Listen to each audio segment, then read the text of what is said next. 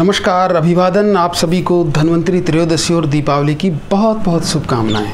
मित्रों, आयुर्वेद के अनुसार हमारा आहार पुष्टि यानी नरिश करने वाला, तुरंत बल यानी एनर्जी देने वाला, देह को धारण करने वाला एवं आयु, तेज, उत्साह, स्मरण शक्ति और बल अग्नि को बढ़ाने वाला होता है। आहार यानी अन्न ही प्राणियों का प्राण है, लाइफ है। इसलिए हम सभी लोग अन्न की ओर दौड़ते हैं और हमेशा इसी उधेड़ बुन में लगे रहते हैं।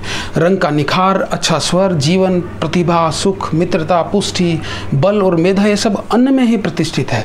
आजीविका के लिए किए जाने वाला हर व्यापार, साथ ही सुख और स्वर्ग की प्राप्ति की कामना के साथ किए गए यज्ञ आदि और साधु संतों द्वारा मोक्ष के लिए किए जाने वाले हर एक कर्म को अन्न में ही निर्भर होना होता है। इसलिए सावधान होकर हितकर स्वास्थ्यवर्धक अन्नपान यानी आहार ग्रहण करना चाहिए और इस प्रकार के गुणकारी भोजन करने से व्यक्ति स्वस्थ और 100 वर्षों तक जीवित रह सकता है।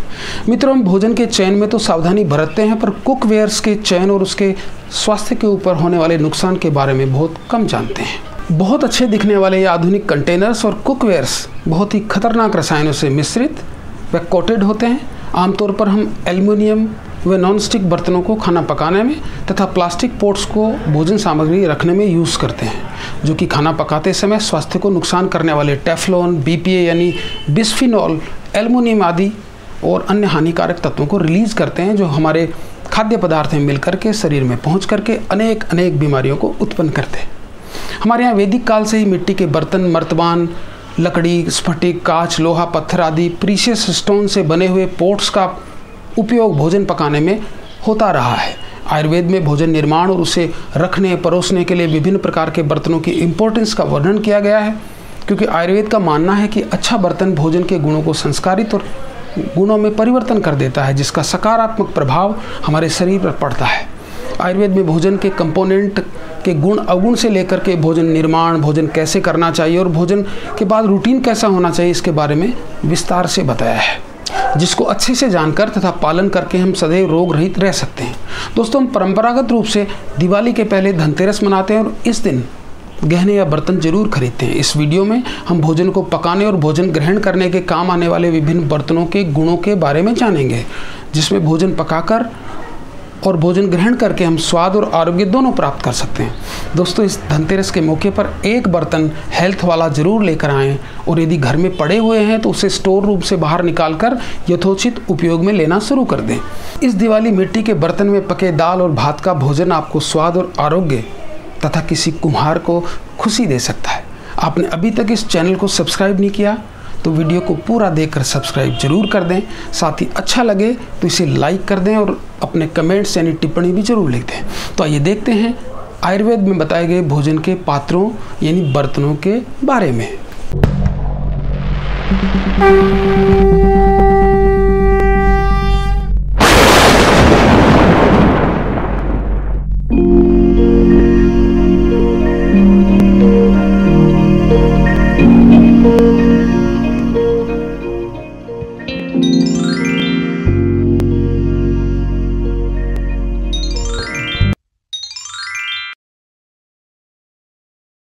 स्वागत है आपका। मैं हूं डॉक्टर प्रमोद पारिक और आप देख रहे हैं ऑल अबाउट आयुर्वेदा।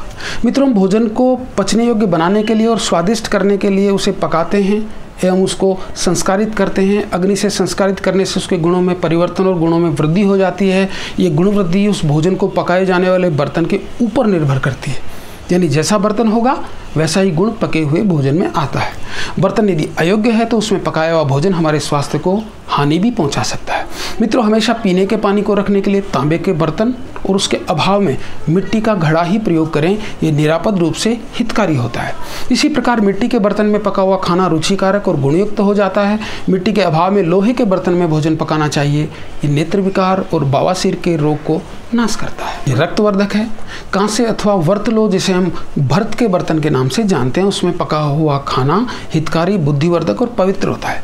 साथ ही यदि हम तांबे के बर्तन में भोजन पकाते हैं तो वह रुचिकारक तो होता ही है, साथ में घाव को जल्दी भरता है। उदर रोग, बवासीर, ज्वर, त्वचा के रोग, क्षय, खांसी, श्वास, कृमि और सूल को नष्ट करता है। ताम्र पात्र में भोजन पकाते समय खट्टे पदार्थ ना डालें, इससे हानिकारक हो जाता है। जो व्यक्ति बहुत धनवान है, संपन्न है, उसके घर में सोने और चांदी के बर्तनों में भोजन बनाया जा सकता है। सोने और चांदी के बर्तन में पकाया गया भोजन दोषों का नाश करने वाला और बुद्धि को उत्साहित करने वाला होता है। सोना शीतल, रसायन, आंखों के लिए लाभकारी, हृदय के लिए अच्छा, आयु को बढ़ाने वाला, विष, क्षय, उन्माद, तीनों दोषों का शामक और ज्वरनाशक होता है। चांदी वात पित्त को हरने वाली, मधुर, कब्ज को ठीक करने वाली, स्निग्ध व प्रमेह में लाभकारी होती है।